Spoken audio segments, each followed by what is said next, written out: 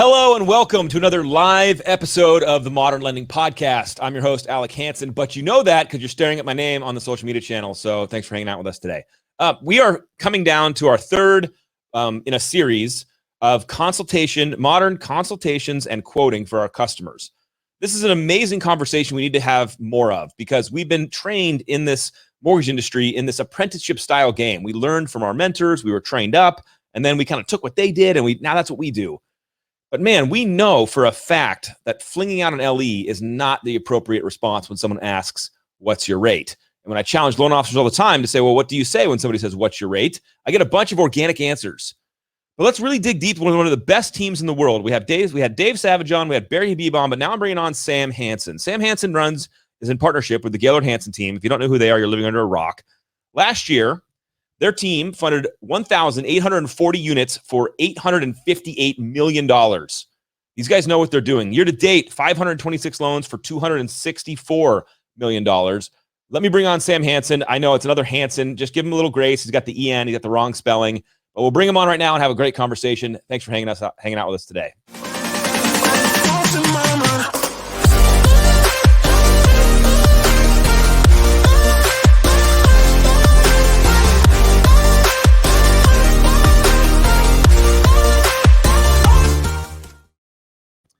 Dude, you got the COVID beard. You're looking so well. I guess it's like almost post-COVID, but thanks, Sam, for coming to hang out today, man. This is gonna be fun. Man, hey, what a privilege and an honor. I got to follow Habib and Dave Savage, my mentors. Putting you up there with the legend, dude. Couldn't we have gone and like the other order would have been a little better? No. And I went in the order with Dave and Barry, who are both, great minds in the business. But Sam, what I love about you in this conversation is you're a practitioner. I mean, you are in the streets every day, managing one of the highest functioning teams in the industry, still talking to customers, still originating, still working with the group, providing leadership and mentorship. And I think that's a unique perspective. And I God bless Barry and Dave and even me, but like you are in the mix.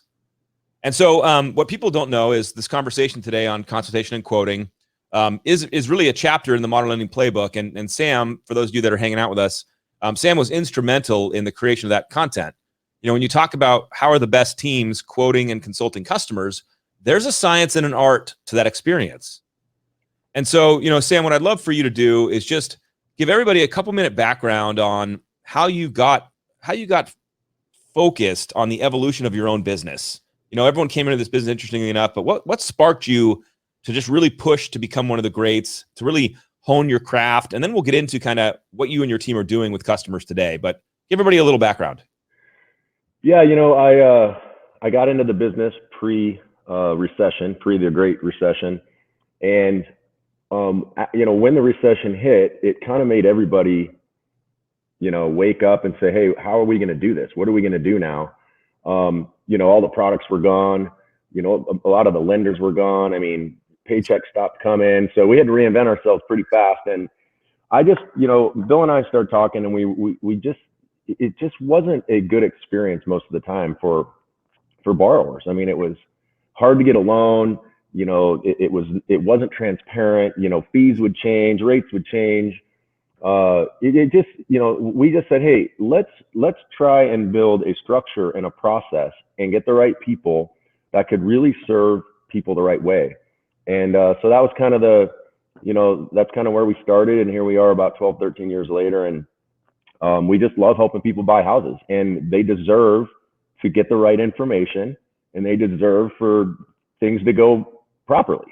So, getting people to, understand you and know what they're getting into and leading them to the right strategy is just super important in today's world. Well, so let's just dive into the meat a little bit. And those of you that are watching us and hanging out right now, feel free to make this collaborative for you. If you have a question that pops up and you're curious, we really appreciate that. And if you're watching this in the future, hit us up with a comment, #bypassed. Let us know you're still there, and we appreciate it. So Sam, let's talk about consulting customers today.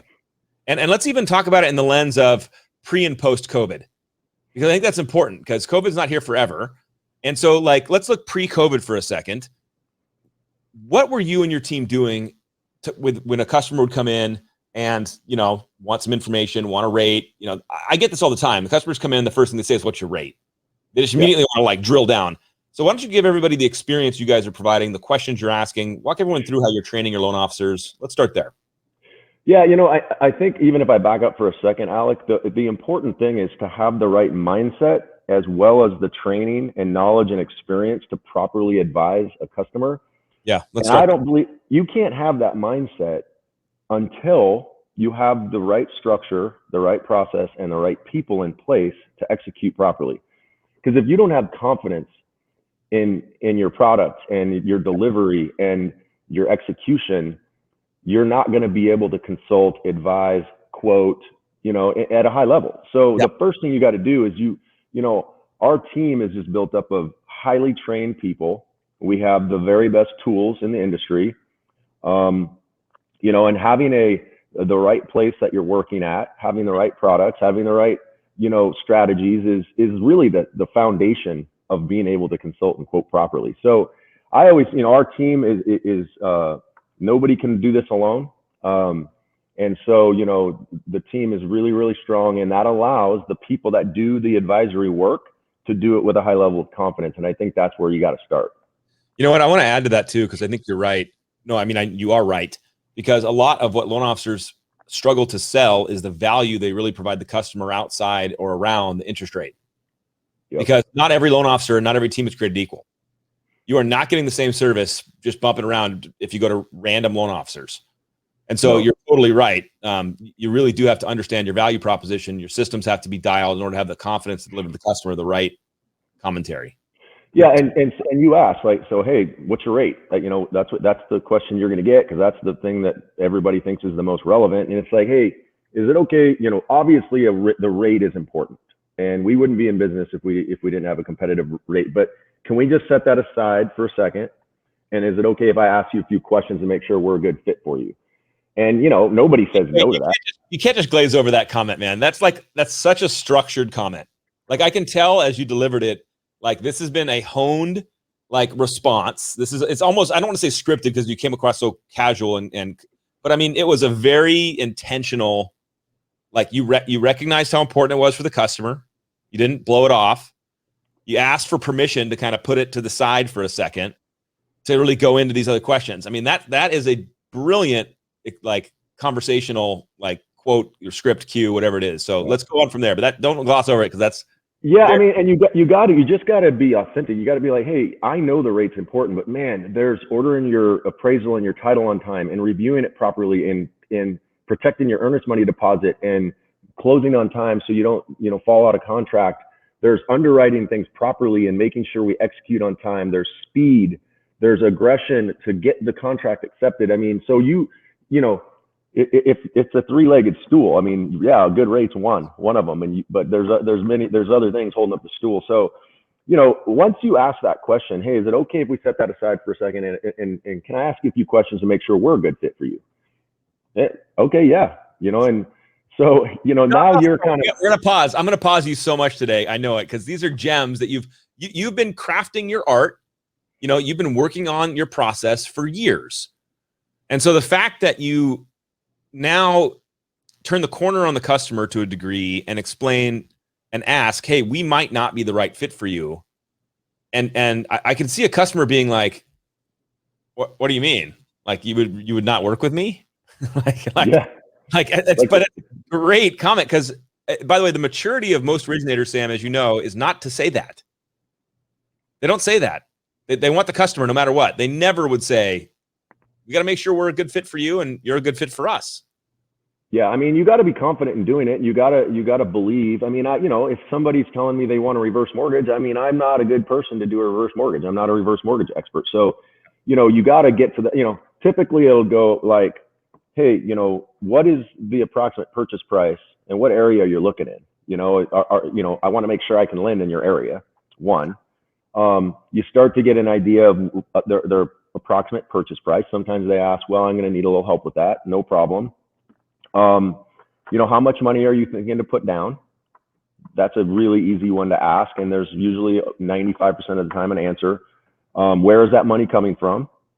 How long do you, I mean, a basic question is, how long do you plan on living there? I mean, you know, to build the right strategy for them.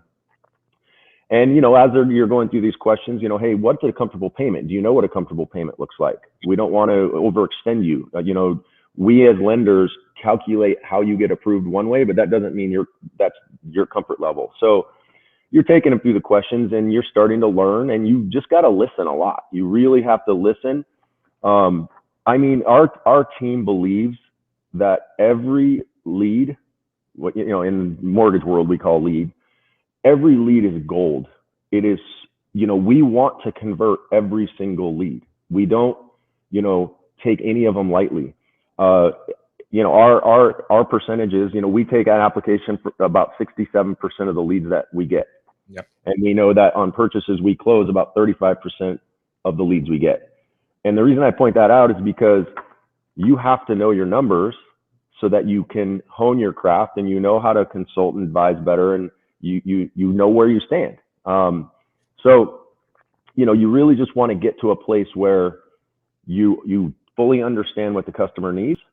You turn it in and say, hey, you know what, we're going to be an excellent fit for you. The next step is, and you're getting started. And, you know, if you want to talk about, you know, current times, right now is the lowest inventory level ever. So we'll start having conversations with people and be like, hey, listen, you know, are you looking to buy a house right away? Is it 6 months away? Like, do you have a good understanding of what type of market we're in? No, what do you mean? Well, so let's take you through this. When it's a seller's market, there's 3 types of markets. When it's a seller's market, and that means there's less than 3 months inventory. We measure, in the real estate world, measure inventory.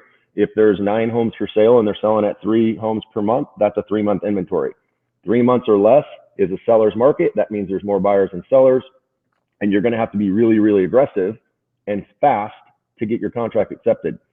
And then you can explain to them that a balanced market's 3 to 6 months. That means you don't have to rush as much. You don't, you know, you have more options to request sellers to do things, get repairs. And then you have more than 6 months, which is where it turns into a buyer's market. And that's where there's a lot of inventory and there's a lot of choices. And that's when likely prices are correcting. So, you know, you start to get a feel of what their knowledge is, how they understand the market to be. I mean, you wouldn't believe, Alec, I see buyers right now. It's such a craze. I see buyers making offers and not only putting earnest money deposits, but also writing a non-refundable check to the seller that says, if I don't buy your house, you can keep it. It's crazy. So you got to prepare people for that. You got to advise them of what's going on. You know, it's like if you find a house and you're like, yeah, I'm busy this weekend, I'll look at it Monday. Like, you just move on to the next house. So, you know, there's certain, you got to adapt to the market. You got to adapt to the different tools that are you know, in our industry. We happen to use Mortgage Coach, total cost analysis. I believe, you know, and Dave Savage will, you know, this is his mission. Like, every family deserves to know what they're getting into, and every family deserves a total cost analysis. So we use that religiously. 99% of any loan we do, somebody's getting a total cost analysis. So I want to go back and unpack something real quick, and then we'll move on to total cost analysis and something like that, because that's important. But one of the terms that I've coined from your group and watching what you guys do is this concept of a hopes and dreams call, right? And the hopes and dreams call, for those listening, it has nothing to do with their application, right? Their application conversation is different. That's where do you bank, and, you know, gimme. But the hopes and dreams call is this desire to understand the person. And I believe that you can never fully quote a customer successfully without doing what I've taken from Sam, which is this hopes and dreams call. So give everybody kind of an overview of what that means. Yeah. So I kind of went through a little bit of it, but, you know, I mean, you know, usually a borrower's calling you, somebody referred them. You know, you really want to get an understanding of, hey, how do you know that person? Like, that person's super important to us. I mean, they trust us to take care of you. They referred you to us. We really appreciate them. Like, how do you know them? And, you know, you start to get a dialogue. You start to get you start to build a little rapport, and then that's, you know, we got to go back again, because it's too good, Sam. like the first questions that you're asking them is, how do you know the referral partner? And building up the referral partner who sent them to you, which has got to make the realtor feel good, because now you're giving them attaboys. But I love this. It really has nothing to do with the mortgage process yet. You're like, hey, we have this mutual referral partner. How do you know him? How do we know him? And that's kind of an icebreaker. I love it, dude. You breeze through it like it wasn't intentional and thoughtful. And that's my whole point of this podcast, is letting people know, like, Sam's a mastercraft at this thing. So everything he's saying, he's had years and years of experience building and curating and deciding, like, no, I start here. And so, for him, it's going to come off the tongue naturally, but I want everyone to hear it for the first time, to be like, oh yeah, that was smart. That was intentional and thoughtful. So keep going. Yeah, we call that the triangle of trust. So basically it's like, hey, you trust them, they trust me, you trust me. You just close it.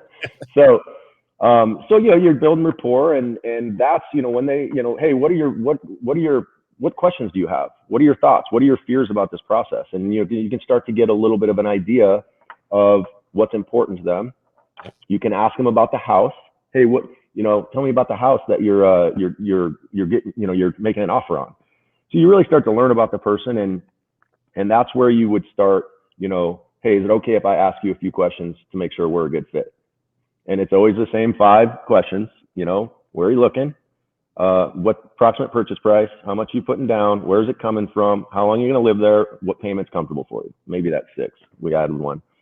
So, I always, like I said, if somebody just wants to go straight to rate, I mean, it takes a lot of confidence to do this, and still most people won't do this. But I mean, I will literally say to people, look, if the interest rate is the only thing that's important to you out of all the things that are important, if that's all you care about, we're not a good fit for you. You're always going to be able to go on the internet and find somebody that's 1/8 or 1/4% lower than us.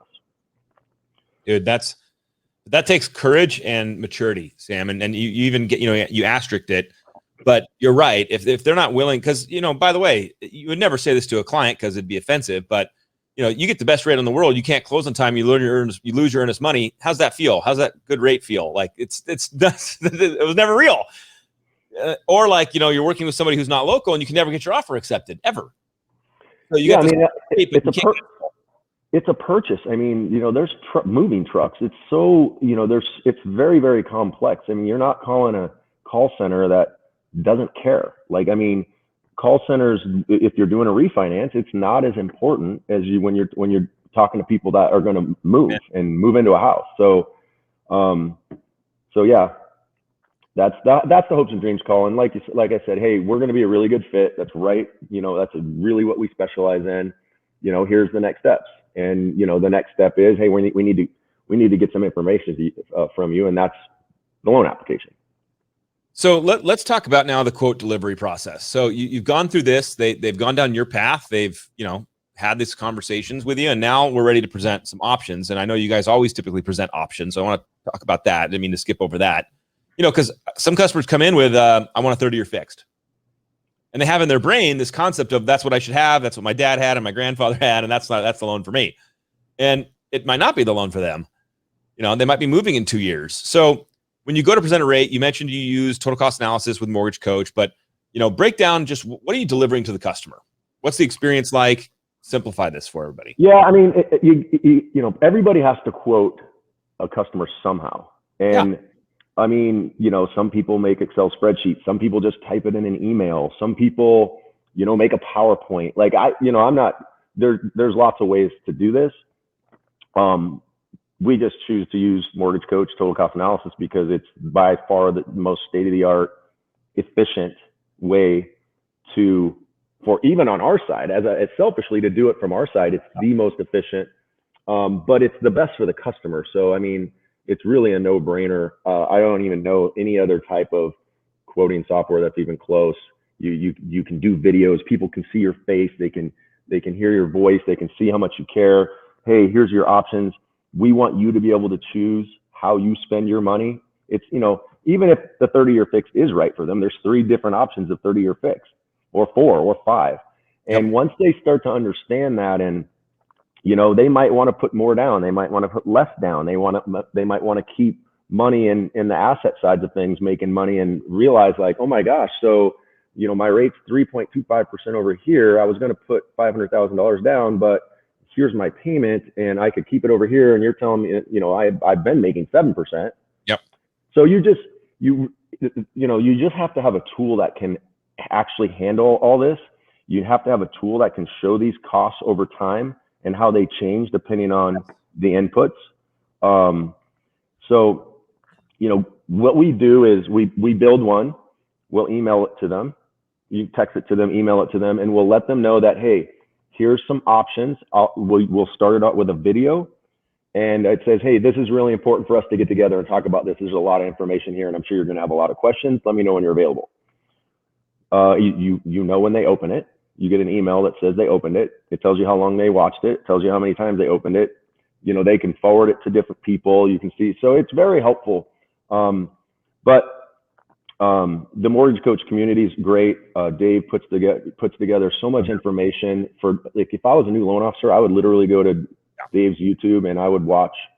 Everything. I mean, there are so many loan officers that have so much experience that share everything, because good loan officers work out of abundance, not scarcity. So they share. Everybody shares. Everybody will help each other. But yeah, so, you know, making sure the customer understands all those, the different options, MI, lender paid MI, no MI, bigger down payment, less of a down payment. It's amazing. Like, we just do this every day, so it's intuitive to us, but people don't understand what $20,000 more of a loan does, or what changing the purchase price by $50,000 does. Some people are like, oh my gosh, the payment only went up $34. Yep. You know, so, you know, you really have to be patient and slow down and really make sure the customer is understanding. Now, there are some people that are very, very experienced borrowers. They've done it many times. No doubt. And you got to learn that too. You got to talk to them differently with the total cost analysis than you would somebody that is doing it for the first time. So you got to read those signals. So let me go back a tick so that people that can hear this, and I want them to understand from your perspective, you know, the total cost analysis does a lot of things, but there, you know, what are the pieces of it that you like the best, that you think delivers the highest experience or the greatest opportunity for conversion? You know, what are the elements that you think, hey, on any quote, these are the core things that somebody should be delivering? You know, break out a couple of those. Well, I mean, you really have to hone in on cash to close, yes. Payment. Yes. What's your payment? Cash to close, and you know, the closing costs. You know, whether you're paying points to buy your rate down, or you're not paying points and not buying your rate down, or you're actually taking a little bit higher rate and getting a credit so that you have less cash to close. But the elements in it that, you know, you obviously you want to show them the interest rate, you want to show them the payment, you want to show them the cash to close, and those things need to be accurate. So we try to keep it simple. We bucket 3 closing cost buckets. We teach 3 buckets. So, I mean, because, you know, you look at an LE, I mean, they still confuse me. I mean, Yep. So we try to say, hey, you know, no matter who's your lender, there's lender costs to do a loan. There are third-party costs that are not lender costs. And then there are prepaids. And then we'll take them through those 3 buckets and what that means and how you can see those once you start to get your disclosures and stuff. But we bucket those in Mortgage Coach. We don't want to focus in on those. We want them to understand what the costs are. And when we teach them those 3 buckets, it really helps. You know, it's so funny. So Jackson has been hanging out with us for a little bit, and he just said, you know, thanks, this is great. I'm picking up tidbits, you know, on what's going on. And then he just echoing your comment, which I agree with. I've said forever, you know, that's the one thing I love about this community. Although we're all competitive, folks do not mind helping out the new guy learning in the trenches. And it's absolutely true. I mean, it's how I learned the business. Jackson was going to great originators and asking, like, how do you do this?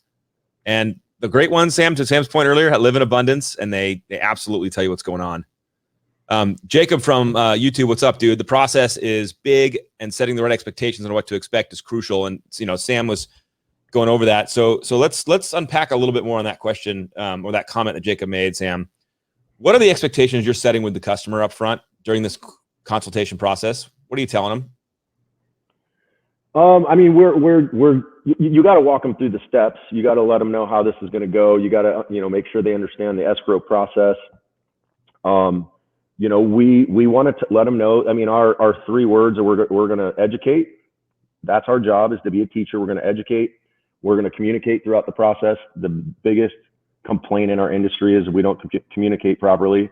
Yeah. And we're going to close on time for the cash that we said to close at the interest rate we gave you and the payment we gave you.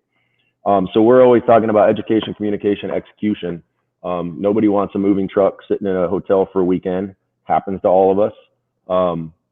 But you really want to make sure that they understand those elements. The timelines, we give a home loan plan that shows them the milestones. And in those milestones, they have tasks. Yes. Your initial docs, we need them by this date. Once we get an approval, which is another milestone on this date, we're going to need the conditions that we ask you for by this date. When you share that communication with the listing agent, buying agent, and the borrower, everybody's on the same page. Escrow, title, everybody knows the roadmap. Nobody's going to get surprised. So you really want to make sure that they understand the roadmap and the plan, and then you got to execute the plan. So, obviously when you think of consultation and quoting, you just think about, you're just going to have to give a rate and a quote and closing costs and points. But that's just, it's such a small element. It's an important piece, but it's just one of the many things that you got to educate and teach people through this process. So what I hope everybody's hearing, which Sam just pouring out here, is that when you consult and quote a customer, it's so much deeper than here's my rate. What I loved, Sam, when you talking about the expectations and the flow, like the roadmap. Because I guarantee you, when they go out and shop, which customers do, it's all good, and they go, well, can I get that roadmap, that you have? And these other companies are going to stare at them like, what do you mean roadmap? Like we'll close. Like, well, I got this roadmap from the Hansen team, and it was amazing. And it said, if I do this by this date, we're going to close. It's all backed into my close of escrow. And, this is the conversation. You have to educate the customer on what really is going on in addition to the rate. There's so much going on in addition to the rate. Yeah. I mean, we're an advisor. Like, we are helping somebody with a very, very important thing. I mean, nobody should take that lightly. Everybody should be trained properly. You should have the right tools. And obviously you should be giving accurate, timely information. So, that's really what we set out to do. And, we try and get better at it every single day. We sit in rooms with each other. We role play.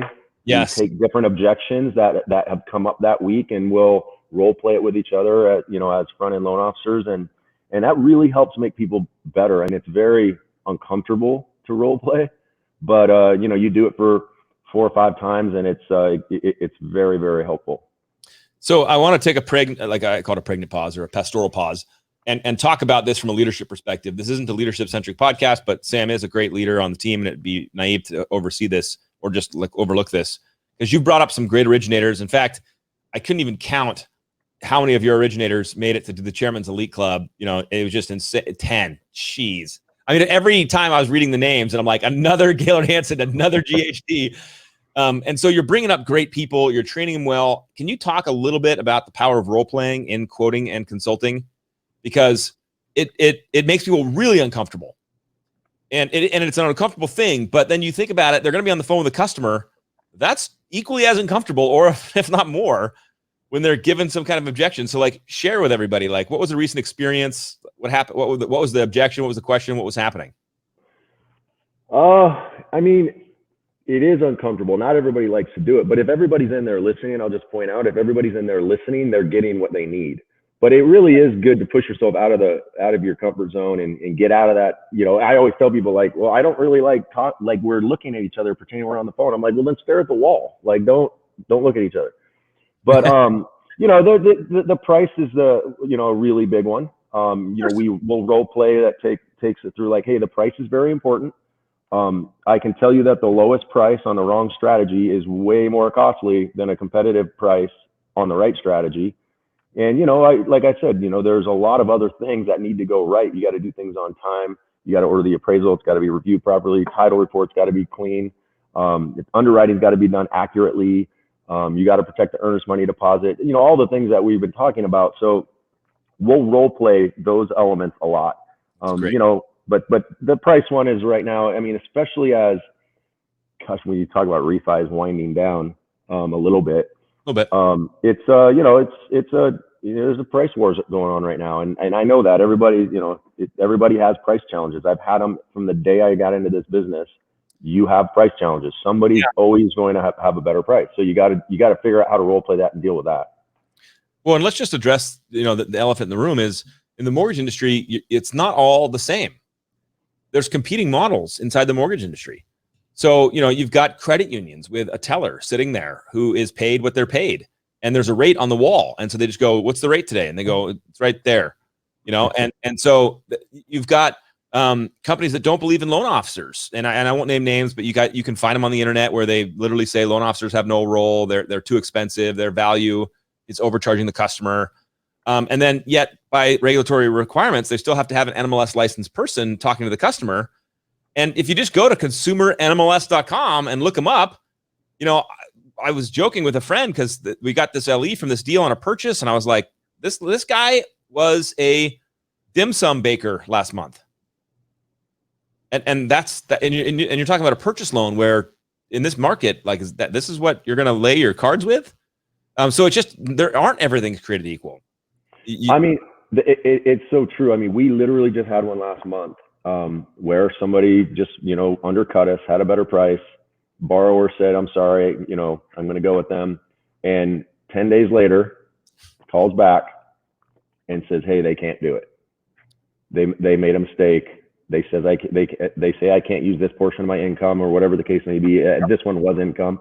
Yep. And then we do it. So, sometimes, people learn the hard way, but, I do believe there will be a time where somebody can just go on the internet and pick their mortgage and select their rate and push buttons. But we are advisors. You're never going to be able to get rid of the advisory part of this. There are more first-time home buyers right now because of the birth rates in the 80s. Average first-time home buyers, 33, 34, 35, 36. Well, all those people were born in, 82, 83, 84, 85, 86, 1986. And those birth rates were rising by the thousands. And not only that, home builders aren't building as many homes as they used to in previous decades. So, we're talking about, inventory. You used to think 2 months was low inventory. We're talking 2 weeks right now. There's, people are putting offers on houses before they didn't even go look at it yet. So, I don't know how we got off on that tangent, but it's crazy times. And I do believe that that's the most important part, is the advisory part. Yes, you can go maybe pick your own rate and stuff, but are you picking the right rate? Should you be putting that money as a down payment, or should we be restructuring your debt so that you have better cash flow? You could actually pay off your loan 7 years earlier and save $196,000 instead of paying for those 2 cars and these 3 credit cards and this school debt, school loan. By the way, Sam, a lot of people think that that's a refinance question, and it's a both question. It's a irregardless question, and that's not a word. It's a regardless question. I've been saying irregardless for years because my father did, and then you look it up in the dictionary, and it literally says this is not a word. So every time I say it, I'm like, that's not a word. But this is what I want people to hear that has happened this whole 30-minute conversation so far. Sam started in the beginning of this conversation when I posed the question, what's your rate? He started with, you have to understand the value you provide the customer. You have to build intentional systems and processes to really understand what you're capable of delivering. And what he's really saying is you got to understand your value. Like when someone works for you, what's the experience and the value that they provide? And once you understand that, then you can say things like, hey, if rate's the only thing you're caring about, we might not be the best fit because we're built to do all these other things. We're built to provide this level of service, this kind of experience, this kind of closing efficiency, and here's the roadmap, here's the tools, here's the things we provide. And we're built on some wisdom, right? The old joke of the plumber that comes in to this big corporation because the water heater's broken, and he uses his hammer and he bangs the water heater and it turns back on. And they're like, that was amazing. He's like, thank you. And then he sends them the invoice for $10,000 and they go, can you itemize this? Have you heard this joke before? No. Oh, yeah. He goes, can you itemize this? $10,000 invoice. You just hit the pipe, and he's like, yeah, absolutely. And it's like $1 hitting the pipe, $9,999 knowing how to hit the pipe. Yep. That's true. Like you're sitting down with somebody, and if they don't even want to take the time to have this consultative experience, then you got to wash your hands. But when they do, and they realize that you're going to ask questions like, we need to put 10% down instead of 20. And you need to take that other 10% and you need to pay off all this garbage. And now your total payment for debt, right? Not just your mortgage, but your debt load is now this. I mean, that's what a professional brings to the game. I mean, we literally had one where we generated $4,000 a month more in cash flow, and then said, "Hey, blow 2,000 of it. Just go out to dinner with 2,000. Put the other 2,000 on top of your payment, and you'll pay your loan off in 20 years instead of 30. And here's how much you would save." Like, so this is the aha moments that people have when you do this properly. And there's so many. It's almost like no mortgage is the same. When you look at somebody's credit score and their purchase price and their loan amount and their debts and their income and their asset, I mean, it's literally unique every time. Yeah. So it's important to understand that, and it's important to give somebody the right advice and the right strategy that they can minimize their interest expense and maximize their wealth and grow wealth. And that's really what the game's all about. Well, so Sam, let me kind of wind down with a couple questions here. Thank you for your time today, by the way. Super appreciative. I know how busy you are. Let's if you've got a brand new loan officer, fresh off the NMLS licensing test, right? Like just sitting there, super excited. What do you tell them to do to get better at this part of the game? What I would tell them is you find a mentor, somebody that's very experienced, and you go work for them and you support them and you help them and you listen to every one of their conversations until you feel you're comfortable enough and you've learned enough and you actually have the skills and the knowledge and the experience to actually properly advise someone. How long would you need to support somebody and be that? I mean, it could be years. Yeah. I mean, it's years.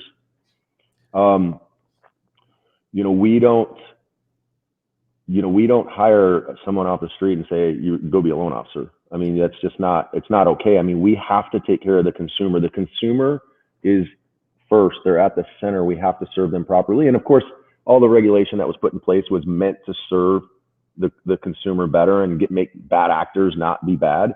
But a lot of the regulation hurts them. And so you got to be able to navigate that stuff too. But yeah, I would say you have to get a mentor and you have to learn from somebody that's doing it at a high level. So let me summarize a couple things you said, Sam, and tell me what I've missed here or what you would add to it. So in order to perfect your craft in your consultation and your quoting process, number one, be really clear on your value. Really understand your systems, your process, refine that, dive deep on that so that you can understand very clearly how to communicate that to anybody you're talking to. Number two, they're going to want to know rates, but it's more important at the beginning to understand their hopes and dreams, ask some core questions, honor the fact that they want to talk about rate, but understand that that's not where we start. That's where we finish. We got to kind of get through this process here. And then really delivering to them in the consultation and quoting process, all the other pieces that they might not see when they think of, I just need to know what my rate is, talking about what's important to them, talking about closing on time, talking about the process. I loved your roadmap, introducing the other things of value that they're going to be using through their relationship with you. What else would you add to that list? Did I miss anything? Well, the only other thing I would add is that roadmap. We start with that, but we actually send them that every single week with the actual dates, when things are happening, so they see where they are on that road. So, it's really about making sure that you're creating an experience that they can, at the end of it, say, wow, I really felt like that was how it's supposed to be done, and I'm going to refer my family or my friend to you. And that's really what we're after. We believe we should help anyone we can. We'll believe that, gosh, if you go to someone else, you might not get what you deserve. And so, of course we want to convert every single lead. Hell yeah. We don't. I mean, of course you always have to do a bunch of work and sometimes people fly away, but that's part of our business, and you got to learn how to deal with that. And it's painful every single time, here 18 years later, like you pre-approve somebody for 3 months, help them get a contract, make the call to the listing agent, send a video to the listing agent about how strong your buyer is and how strong that, what you're going to do and how you're going to execute. And they get it, accepted, and you use all your tactics to help them get a contract accepted. And then they leave you for $200. I mean, there's just people like that. So you got to have thick skin. You got to learn how to deal with it. Those are the only things I would add. What I want everyone to hear here as we wrap down, and what I've always been impressed with, Sam, with you and your team, is just the level of thoughtfulness and intentionality you've put behind your process. And I hope people walk away with that little nugget as they look at their own process, because I feel like mortgage bankers tend to wing it, tend to do things organically that you've just done because that was how your mentor trained you, and maybe that's what you think is right. People missed inside this conversation, Sam, that you have an unbelievable mastery of your numbers. You know how many leads you're quoting and what's happening and how it's converting and not converting. You're role playing consistently. You're digging into to contemporary issues, seeing if you can refine the process, ask better questions. I mean, I hope everyone hears this and understands there's an opportunity for everybody to put this level of intention in their own business. And then, then they can maybe get close to your results. Because I think everyone sees numbers and they're like, oh, wow. And then they're like, well, how do they do that? And I'm like, it's hard work. I mean, the craft. And it's a teamwork. I mean, yes, 10 of our loan officers are chairman's elite, but the 30 people behind them that, or 25 or whatever it is, I mean, they are the heart and soul, and, the loan officers usually get the glory in the chairman's elite world, but it really takes a good team and the right people and the right processes. And that's what I would focus on. Well, Jackson saying thank you. Sam, I appreciate your time today, dude. You always bring a lot of insight into these podcasts, so thanks for carving some time. And for everybody out there, I hope you guys appreciated today's episode. Please join us next time when we kick off another Modern Lending podcast. I'll see you guys all on the internet. Thanks, Alec.